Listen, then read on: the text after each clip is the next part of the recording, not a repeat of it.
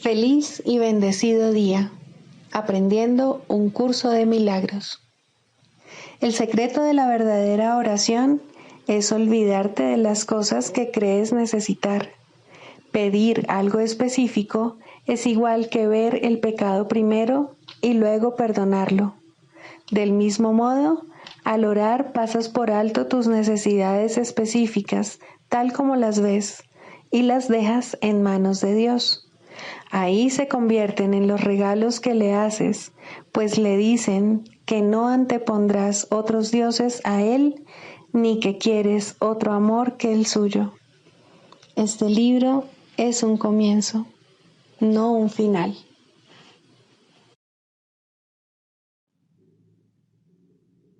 Del prefacio, que postula, párrafo 7.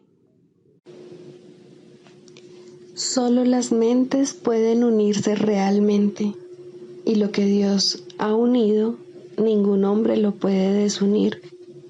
No obstante, la verdadera unión, que nunca se perdió, solo es posible en el nivel de la mente de Cristo.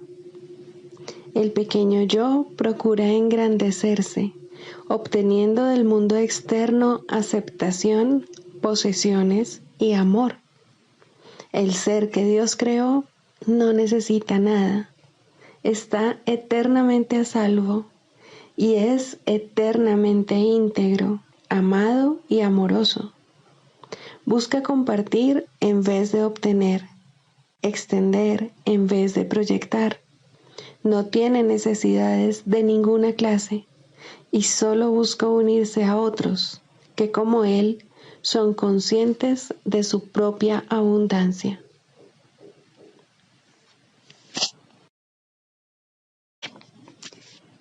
Introducción. Este es un curso de milagros. Es un curso obligatorio. Solo el momento en que decides tomarlo es voluntario. Tener libre albedrío no quiere decir que tú mismo puedas establecer el plan de estudios. Significa únicamente que puedes elegir lo que quieres aprender en cualquier momento dado. Este curso no pretende enseñar el significado del amor, pues eso está más allá de lo que se puede enseñar. Pretende, no obstante, despejar los obstáculos que impiden experimentar la presencia del amor, el cual es tu herencia natural. Lo opuesto al amor es el miedo, pero aquello que todo lo abarca no puede tener opuestos. Este curso puede, por lo tanto, resumirse muy simplemente de la siguiente manera. Nada real puede ser amenazado. Nada irreal existe. En esto radica la paz de Dios.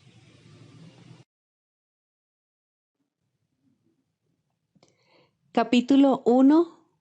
El significado de los milagros. Primero, principios de los milagros. Principio 30.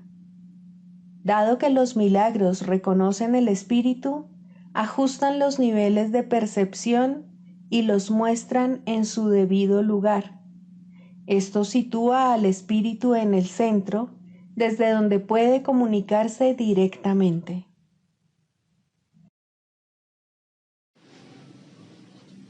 Capítulo 15.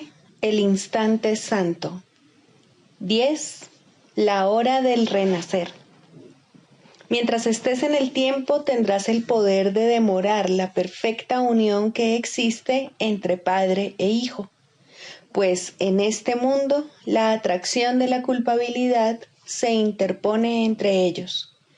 En la eternidad, ni el tiempo ni las estaciones del año tienen significado alguno, pero aquí la función del Espíritu Santo es valerse de ambas cosas, mas no como lo hace el ego. Esta es la temporada en la que se celebra mi nacimiento en el mundo, mas no sabes cómo celebrarlo. Deja que el Espíritu Santo te enseñe y déjame celebrar tu nacimiento a través de él. El único regalo que puedo aceptar de ti es el regalo que yo te hice.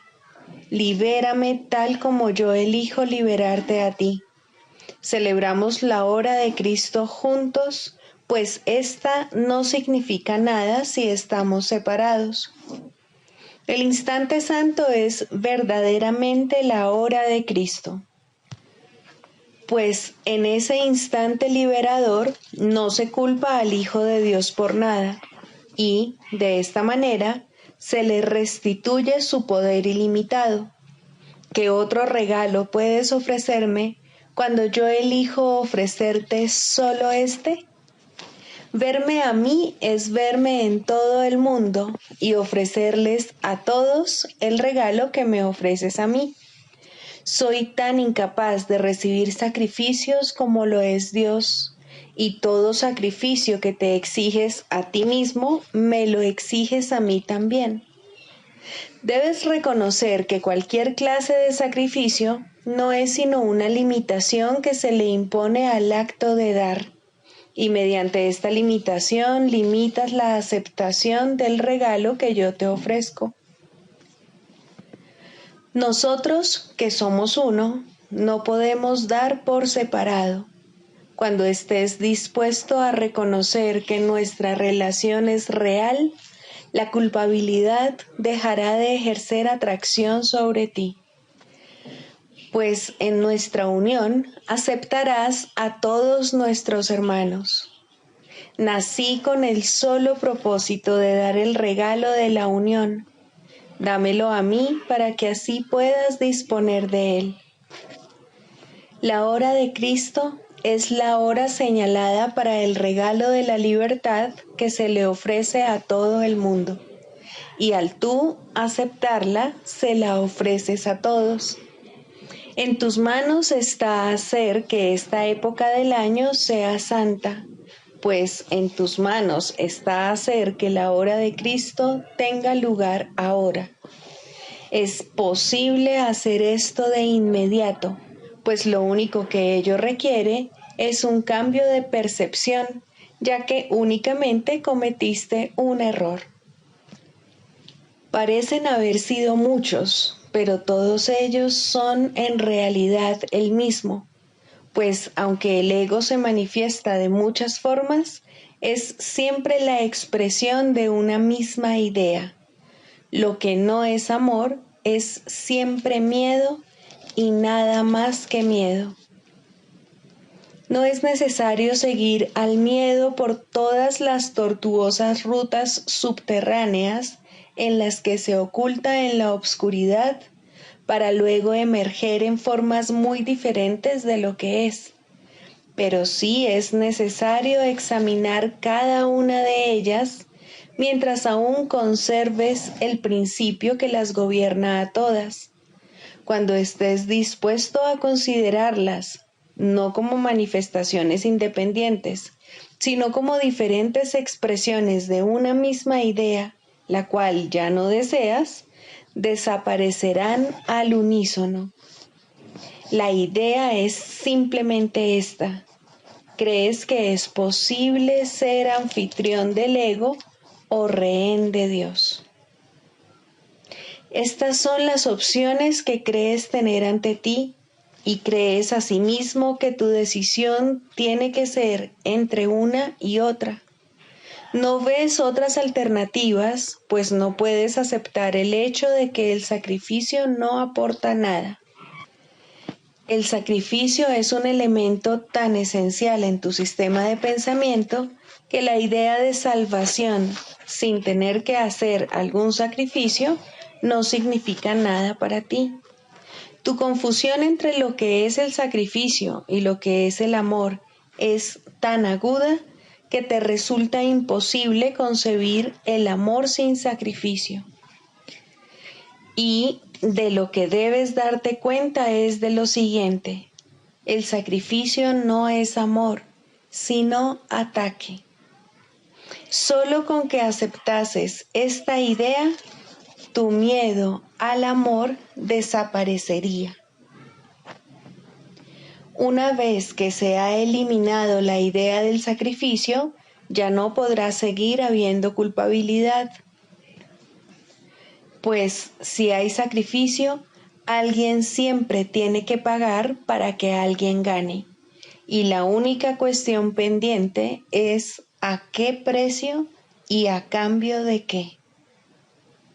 Como anfitrión del ego, crees que puedes descargar toda tu culpabilidad siempre que así lo desees y de esta manera comprar paz. Y no pareces ser tú el que paga. Y aunque si bien es obvio que el ego exige un pago, nunca parece que es a ti a quien se lo exige. No estás dispuesto a reconocer que el ego, a quien tú invitaste, traiciona únicamente a los que creen ser su anfitrión.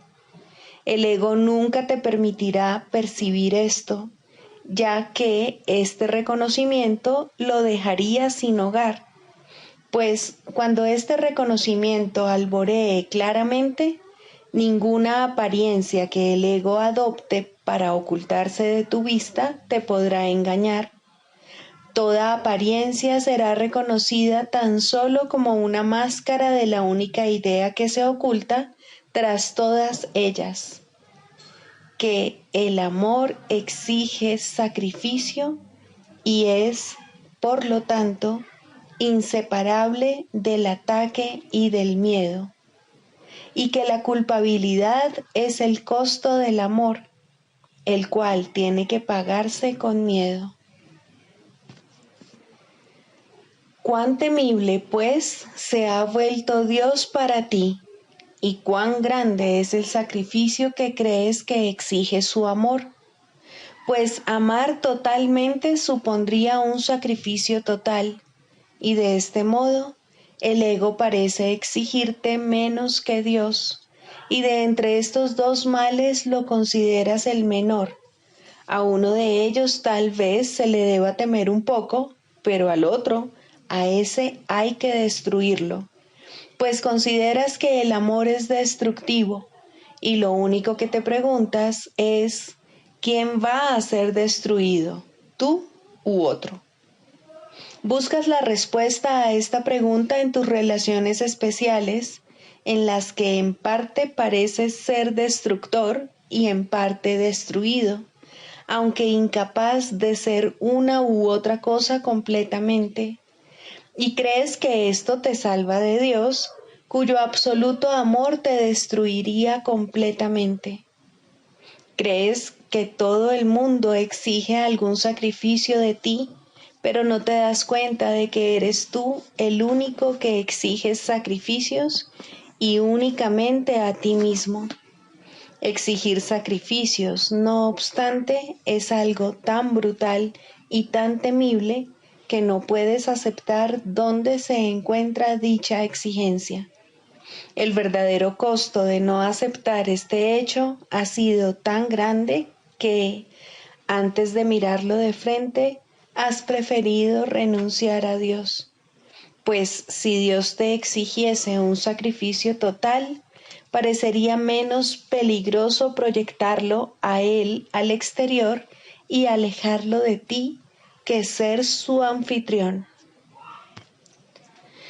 A Él le atribuiste la traición del ego e invitaste a éste a ocupar su lugar para que te protegiese de Él. Y no te das cuenta de que a lo que le abriste las puertas es precisamente lo que te quiere destruir y lo que exige que te sacrifiques totalmente. Ningún sacrificio parcial puede aplacar a este cruel invitado, pues es un invasor que tan solo aparenta ser bondadoso, pero siempre con vistas a hacer que el sacrificio sea total. No lograrás ser un rehén parcial del ego, pues él no cumple sus promesas y te desposeerá de todo. Tampoco puedes ser su anfitrión solo en parte. Tienes que elegir entre la libertad absoluta y la esclavitud absoluta, pues estas son las únicas alternativas que existen. Has intentado transigir miles de veces a fin de evitar reconocer la única alternativa, por la que te tienes que decidir. Sin embargo, reconocer esta alternativa tal como es lo que hace que elegirla sea tan fácil. La salvación es simple por ser de Dios y es, por lo tanto, muy fácil de entender. No trates de proyectarla y verla como algo que se encuentra en el exterior. En ti se encuentran tanto la pregunta como la respuesta, lo que te exige sacrificio, así como la paz de Dios.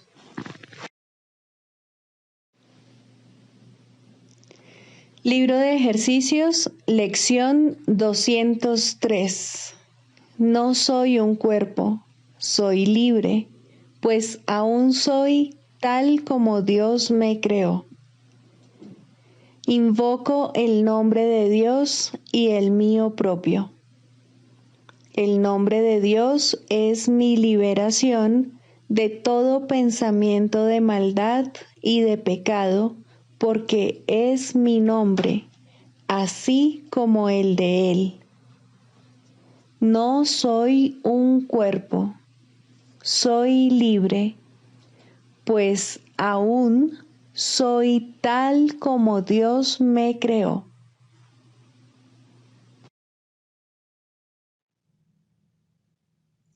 Del Manual para el Maestro, pregunta 4. ¿Cuáles son las características de los maestros de Dios? 2. Honestidad. Todas las demás características de los maestros de Dios se basan en la confianza. Una vez que ésta se ha alcanzado, las otras se suceden naturalmente. Solo los que tienen confianza pueden permitirse ser honestos, pues solo ellos pueden ver el valor de la honestidad. La honestidad no se limita únicamente a lo que dices.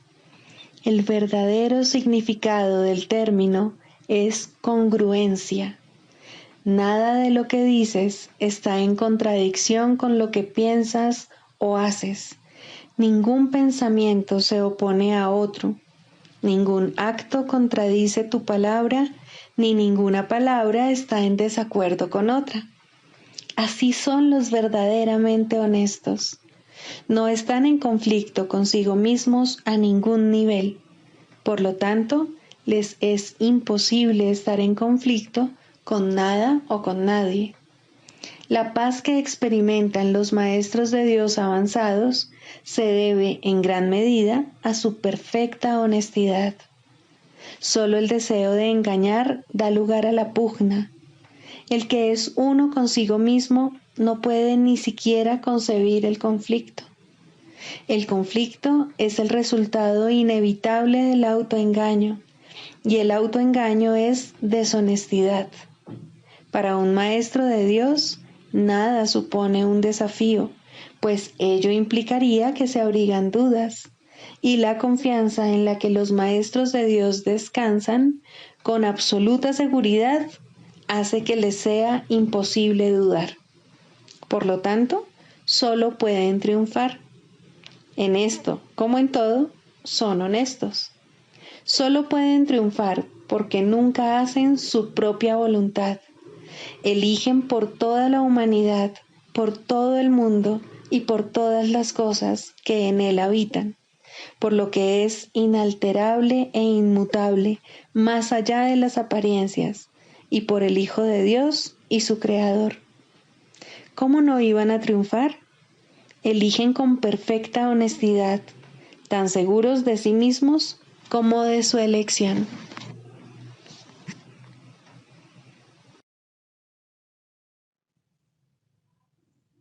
Manual para el Maestro, pregunta 22. ¿Qué relación existe entre la curación y la expiación? La curación y la expiación no están relacionadas, son lo mismo. No hay grados de dificultad en los milagros porque no hay grados de expiación. Este es el único concepto total que es posible en este mundo, porque es la fuente de una percepción completamente unificada. La idea de una expiación parcial no tiene sentido, del mismo modo como es imposible que haya ciertas áreas en el cielo reservadas para el infierno. Acepta la expiación y te curarás. La expiación es la palabra de Dios. Acepta su palabra y ya no quedará nada que pueda dar lugar a la enfermedad. Acepta su palabra y todo milagro se habrá realizado. Perdonar es curar. El Maestro de Dios ha decidido que aceptar la expiación para sí mismo es su única función. ¿Qué puede haber entonces que Él no pueda curar? ¿Qué milagro se le podría negar? El progreso del Maestro de Dios puede ser lento o rápido, dependiendo de si reconoce la naturaleza inclusiva de la expiación o de si, por algún tiempo, excluye de ella ciertas áreas problemáticas. En algunos casos se alcanza una súbita y total conciencia de cuán perfectamente aplicable es la lección de la expiación a todas las situaciones, mas esos casos son relativamente raros. El Maestro de Dios puede haber aceptado la función que Dios le ha encomendado mucho antes de haber comprendido todo lo que esa aceptación le aportaría. Solo el final es seguro. En cualquier momento a lo largo de su camino puede alcanzar el entendimiento necesario de lo que significa la total inclusión. Si el camino le parece largo, que no se desanime. Ya ha decidido qué rumbo quiere tomar. Eso fue lo único que se le pidió, y habiendo cumplido con lo requerido, ¿le negaría a Dios lo demás? Para que el Maestro de Dios progrese, necesita comprender que perdonar es curar. La idea de que el cuerpo puede enfermar es uno de los conceptos fundamentales del sistema de pensamiento del ego. Dicho pensamiento le otorga autonomía al cuerpo, lo separa de la mente y mantiene intacta la idea del ataque. Si el cuerpo pudiese enfermar, la expiación sería imposible. Un cuerpo que pudiese ordenarle a la mente hacer lo que a él le place, podría sencillamente ocupar el lugar de Dios y probar que la salvación es imposible. ¿Qué quedaría entonces que necesitase curación? Pues el cuerpo se habría enseñoreado de la mente. ¿Cómo podría entonces devolvérsele la mente al Espíritu Santo sin destruir el cuerpo? ¿Y quién querría la salvación a este precio? Ciertamente no parece que la enfermedad sea una decisión, ni nadie cree realmente que lo que quiere es estar enfermo. Tal vez pueda aceptar la idea en teoría, pero rara vez la aplica de manera consistente a todas las clases de enfermedad que percibe en sí mismo o en los demás. No es tampoco en este nivel donde el Maestro de Dios invoca el milagro de la curación. Él mira más allá de la mente y del cuerpo y ve únicamente la faz de Cristo resplandeciendo ante él, corrigiendo todos los errores y sanando toda percepción. La curación es el resultado del reconocimiento por parte del Maestro de Dios de quién es el que necesita ser curado. Este reconocimiento es aplicable solo a algunas cosas. Es verdad con respecto a todas las cosas que Dios creó. En dicho reconocimiento se subsanan todas las ilusiones. Cuando un maestro de Dios no puede curar, es porque se ha olvidado de quién es. De esta forma, la enfermedad de otro pasa a ser suya. Al permitir que esto suceda, se identifica con el ego del otro y por lo tanto confunde a éste con un cuerpo. Al hacer eso, se niega a aceptar la expiación para sí mismo y es imposible que pueda ofrecérsela a su hermano en el nombre de Cristo. De hecho, será incapaz de reconocer a su hermano en absoluto, pues su Padre no creó cuerpos y por consiguiente solo estará viendo en su hermano lo irreal. Un error no puede corregir otro error y una percepción distorsionada no cura. Hazte a un lado, Maestro de Dios, has estado equivocado. No señales el camino, pues has perdido el rumbo.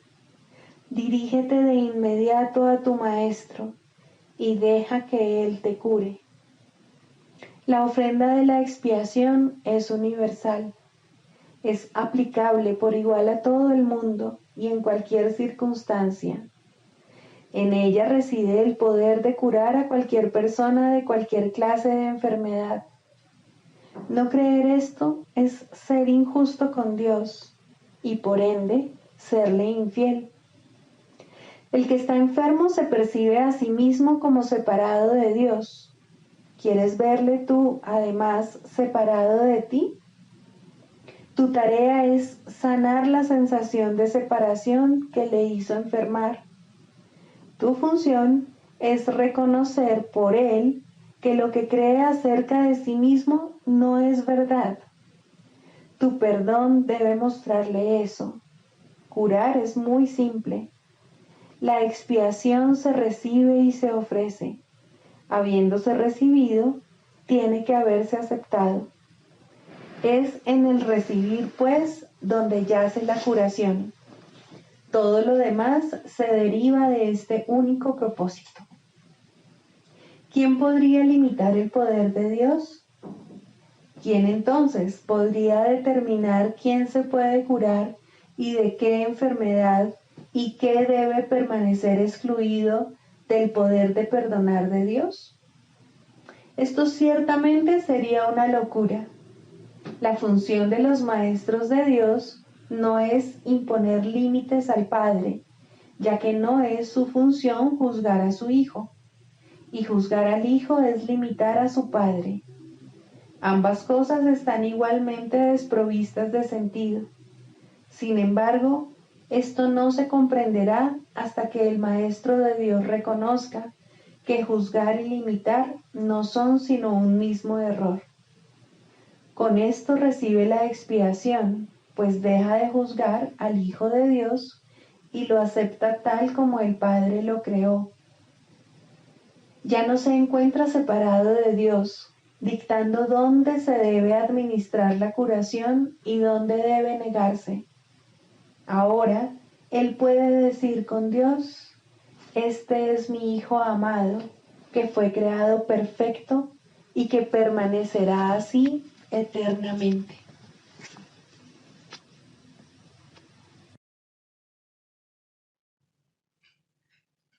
Clarificación de términos. Jesús, Cristo. No necesitas ayuda para entrar en el cielo, pues jamás te ausentaste de él, pero sí necesitas una ayuda que proceda de más allá de ti, pues te encuentras limitado por falsas creencias con respecto a tu identidad, la cual solo Dios estableció en la realidad. Los ayudantes que se te proveen varían de forma, aunque ante el altar son uno solo. Más allá de cada uno de ellos se encuentra un pensamiento de Dios, y esto jamás ha de cambiar. Pero sus nombres difieren por un tiempo, puesto que el tiempo necesita símbolos, siendo de por sí irreal. Sus nombres son legión, pero no nos extenderemos más allá de los nombres que el curso en sí plantea. Dios no provee ayuda, pues no sabe de necesidades. Sin embargo, Él crea todos los ayudantes que su Hijo pueda necesitar, mientras éste siga creyendo que sus fantasías son reales. Dale gracias a Dios por ellos, pues son quienes te conducirán de regreso a tu hogar. El nombre de Jesús es el nombre de uno que, siendo hombre, vio la faz de Cristo en todos sus hermanos y recordó a Dios. Al identificarse con Cristo, dejó de ser un hombre y se volvió uno con Dios. El hombre era una ilusión, pues parecía ser un ser separado que caminaba por su cuenta dentro de un cuerpo que aparentemente mantenía a su ser separado de su ser, como hacen todas las ilusiones. Pero, ¿quién puede salvar a menos que, al ver las ilusiones, las identifique como lo que son? Jesús sigue siendo un Salvador porque vio lo falso y no lo aceptó como la verdad. Cristo necesitó su forma para poder presentarse ante los hombres y salvarlos de sus ilusiones. En su completa identificación con el Cristo, el perfecto Hijo de Dios, su única creación y su felicidad, por siempre como Él y uno como Él, Jesús se convirtió en lo que todos vosotros no podéis sino ser. Mostró el camino para que le siguieras. Él te conduce de regreso a Dios porque vio el camino ante sí y lo siguió. Jesús hizo una clara distinción, todavía velada para ti, entre lo falso y lo verdadero. Te ofreció una demostración palpable de que es imposible matar al Hijo de Dios y de que el pecado, la maldad, la malicia, el miedo o la muerte no pueden alterar su vida en modo alguno.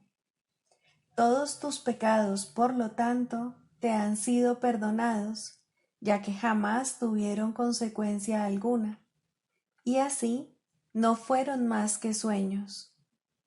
Levántate con aquel que te mostró esto, ya que se lo debes por haber compartido contigo tus sueños para que pudieran ser disipados, y todavía los comparte para mantenerse en unión contigo. ¿Es Él el Cristo?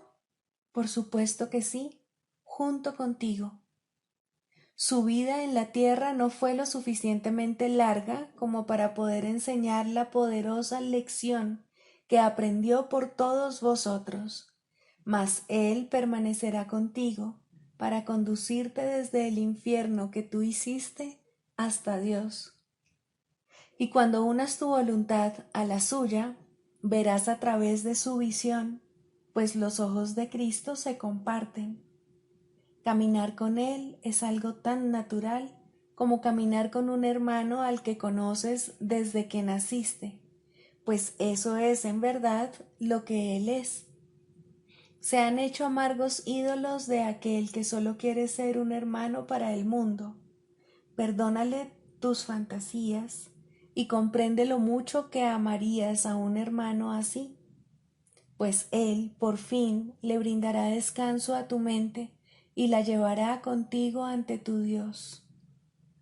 ¿Es Él el único ayudante de Dios? Por supuesto que no, pues Cristo adoptará muchas formas con diferentes nombres hasta que se reconozca la unicidad de todas ellas. Mas para ti, Jesús es el portador del único mensaje de Cristo acerca del amor de Dios. No tienes necesidad de ningún otro.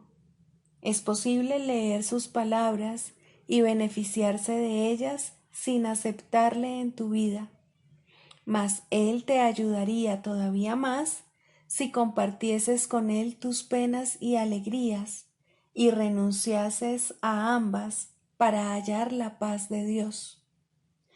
Con todo, lo que Él quiere que aprendas más que nada sigue siendo la lección que vino a enseñar, la cual reza así. La muerte no existe porque el Hijo de Dios es como su Padre. No puedes hacer nada que pueda alterar el amor eterno. Olvida tus sueños de pecado y de culpabilidad, y en su lugar, ven conmigo a compartir la resurrección del Hijo de Dios, y trae contigo todos aquellos que Él te ha enviado para que cuides de ellos como yo cuido de ti.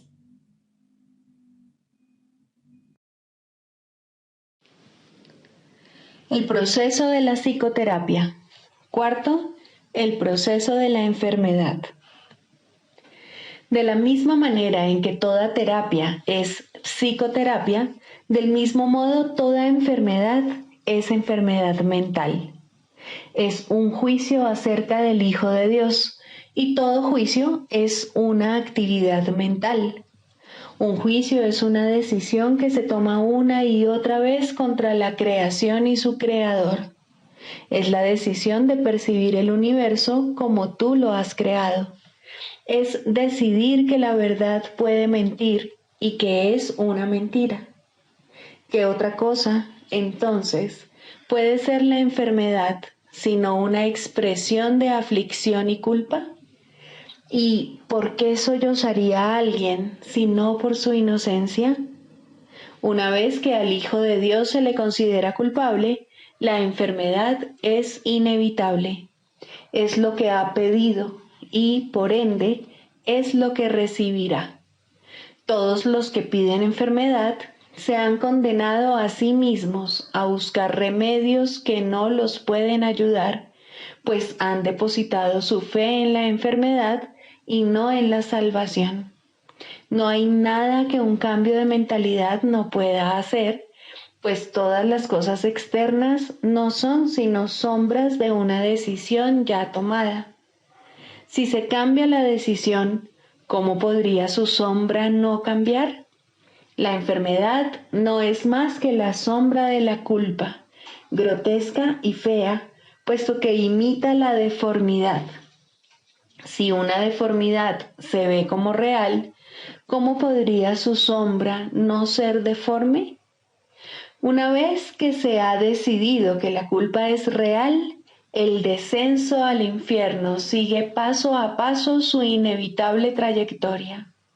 La enfermedad, la muerte y la miseria fustigan ahora la tierra en implacables oleadas, a veces simultáneamente y otras en siniestra sucesión. Todas estas cosas, no obstante, por muy reales que puedan parecer, son solo ilusiones. ¿Quién podría tener fe en ellas una vez que ha entendido esto? ¿Y quién podría no tener fe en ellas hasta que lo entienda?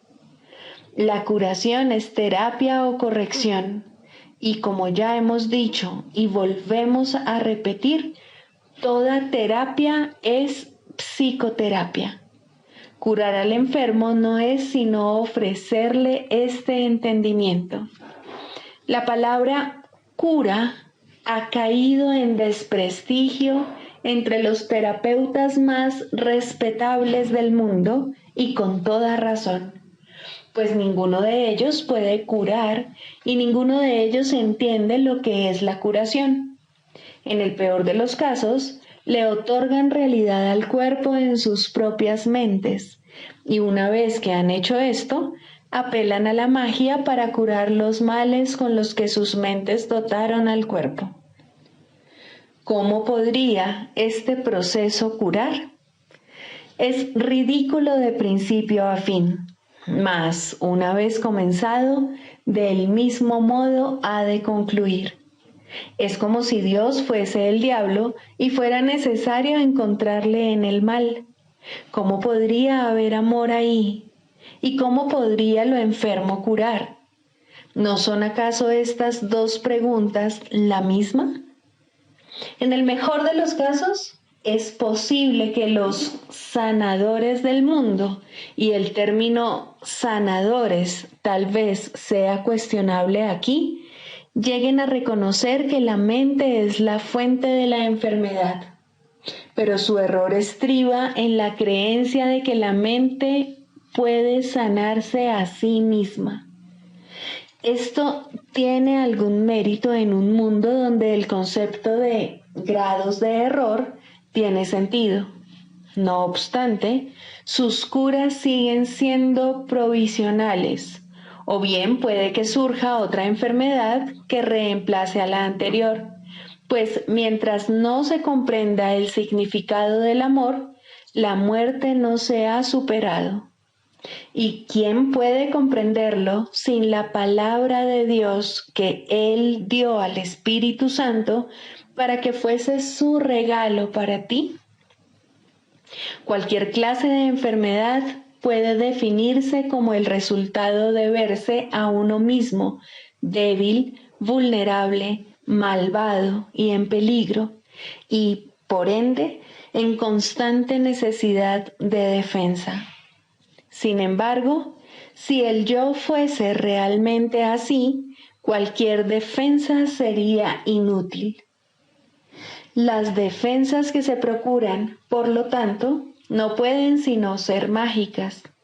Deben superar todos los límites percibidos en uno mismo y, simultáneamente, forjar un nuevo concepto propio en el cual el antiguo no tiene cabida. En resumen, el error se acepta como real y se lidia con él mediante ilusiones. Al haberse llevado la verdad al ámbito de las ilusiones, la realidad se ha vuelto una amenaza y se percibe como algo malvado. El amor se vuelve algo temible porque la realidad es amor. De este modo se cierra el círculo contra las incursiones de la salvación. La enfermedad es, por lo tanto, un error y necesita corrección. Y tal como ya hemos subrayado, la corrección no puede tener lugar justificando el error primero y luego pasándolo por alto. Si la enfermedad fuese real, en verdad no podría pasarse por alto, pues obviar la realidad es demencia. Ese es, no obstante, el propósito de la magia, hacer que las ilusiones sean verdad mediante una percepción falsa. Esto no puede curar porque se opone a la verdad. Tal vez una ilusión de salud sustituya la ilusión de enfermedad por un breve periodo de tiempo, mas no perdurará. Las ilusiones no pueden ocultar el miedo por mucho tiempo, pues éste forma parte de ellas. Escapará y adoptará otra forma al ser la fuente de todas las ilusiones. La enfermedad es demencia porque toda enfermedad es enfermedad mental y en esto no hay grados. Una de las ilusiones que hace que la enfermedad se perciba como real es la creencia de que la enfermedad varía en intensidad, que el grado de amenaza difiere según la forma que adopte. En esto radica la base de todos los errores, pues todos ellos no son más que intentos de transigir al ver solo una pequeña parte del infierno. Esto es una burla tan ajena a Dios que por siempre ha de ser inconcebible. Pero los dementes lo creen porque están locos. Un loco defiende sus ilusiones porque ve en ellas su salvación. Por lo tanto, atacará a todo aquel que trate de salvarlo de ellas al creer que está siendo atacado por él. Este curioso círculo de ataque-defensa es uno de los problemas más difíciles que debe enfrentar el psicoterapeuta. De hecho, esa es su tarea principal, la esencia de la psicoterapia. Al terapeuta se le ve como alguien que está atacando la posesión más preciada del paciente, su imagen propia. Y puesto que esta imagen se ha convertido en la seguridad del paciente, tal como él la considera, el terapeuta no puede sino ser percibido como una verdadera fuente de peligro que hay que atacar e incluso matar. El psicoterapeuta, pues, tiene una enorme responsabilidad. Debe hacer frente al ataque sin atacar y, por consiguiente, sin defenderse. Su tarea consiste en demostrar que las defensas no son necesarias y que la indefensión es fortaleza. Esta debe ser su enseñanza, si quiere que su lección sea que la cordura es seguridad. No puede hacerse suficiente hincapié en el hecho de que el demente cree que la cordura es una amenaza. Este es el corolario del pecado original, la creencia de que la culpa es real y de que está plenamente justificada.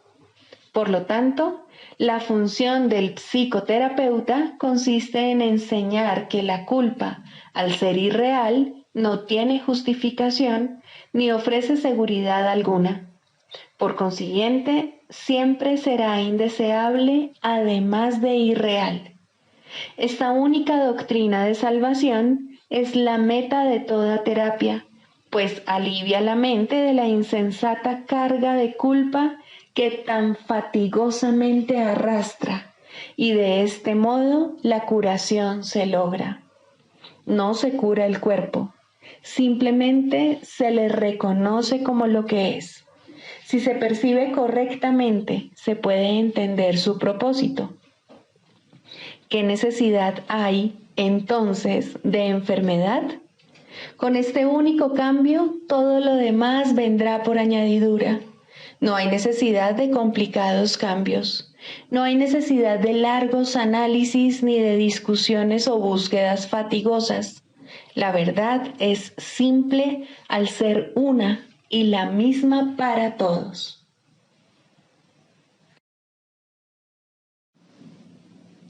El canto de la oración, el perdón.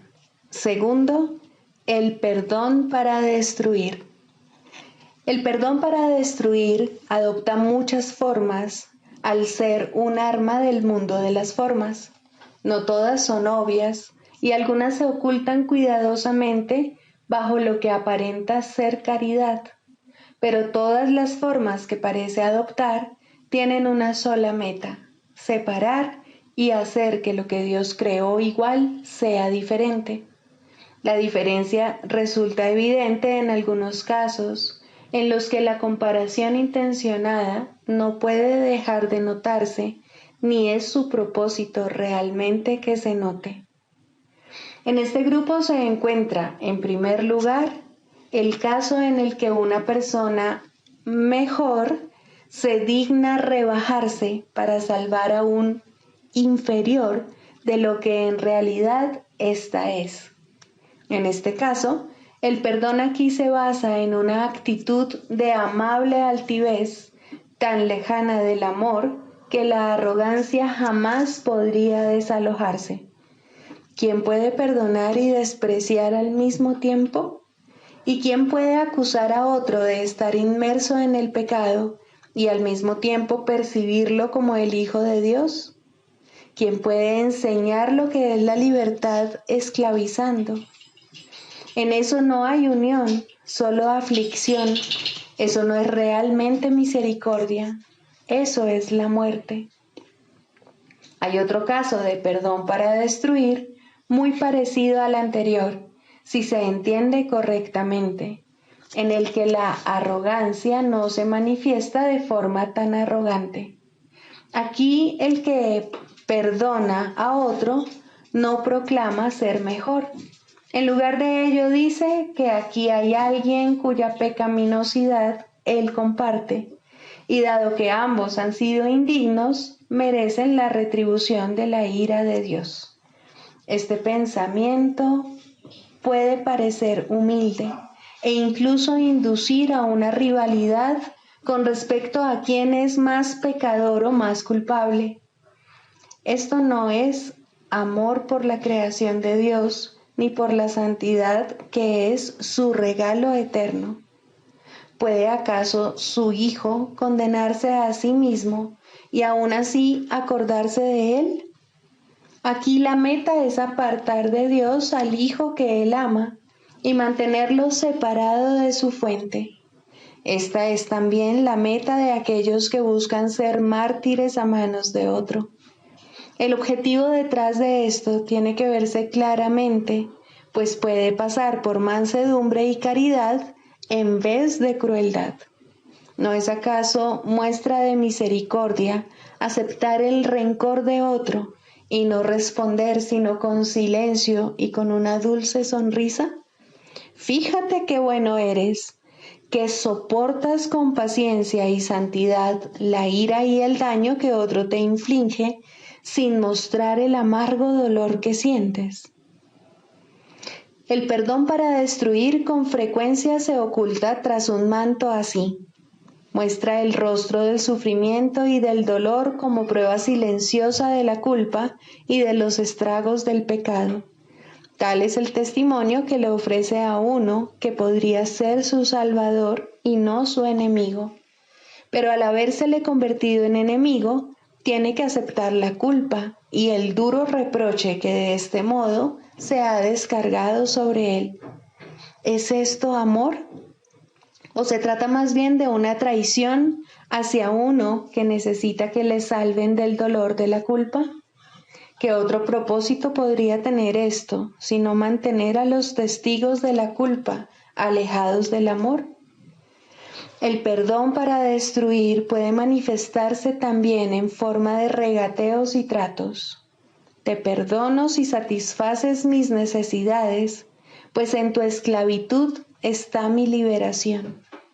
Dile esto a cualquiera y te vuelves un esclavo, y tratarás de deshacerte de la culpa mediante más regateos que no ofrecen esperanza alguna, sino más dolor y más miseria. Cuán temible se ha vuelto ahora el perdón y cuán distorsionado es el fin que persigue. Ten piedad de ti mismo, tú que de este modo regateas. Dios solo da y no pide recompensa alguna. No hay otra manera de dar excepto como Él da. Todo lo demás es una parodia, pues ¿quién intentaría hacer un trato lucrativo con el Hijo de Dios y al mismo tiempo dar gracias a su Padre por su santidad? ¿Qué le mostrarías a tu hermano? ¿Intentarías reforzar su culpa y con ello la tuya? El perdón es el medio por el que puedes escapar. Qué lástima convertirlo en un medio para una mayor esclavitud y dolor. En el mundo de los opuestos hay una manera de utilizar el perdón para la meta de Dios y encontrar la paz que Él te ofrece. No aceptes nada más o habrás buscado la muerte y orado por separarte de tu ser. Cristo es para todos porque está en todos. Es su faz lo que el perdón te permite ver. Es su faz en la que ves la tuya. Todas las formas que el perdón adopte, que no te aparten de la ira, de la condena y de comparaciones de cualquier clase, son la muerte, pues es eso lo que sus propósitos han establecido. No te dejes engañar por ellas, sino abandónalas y deja a un lado sus despreciables y trágicas ofrendas. No quieres seguir en la esclavitud, no quieres tenerle miedo a Dios. Quieres ver la luz del sol y el resplandor del cielo refulgir sobre la faz de la tierra, redimida del pecado y en el amor de Dios. En este punto la oración es liberada junto contigo. Tus alas han quedado libres y la oración te elevará y te conducirá a tu hogar, donde Dios quiere que estés.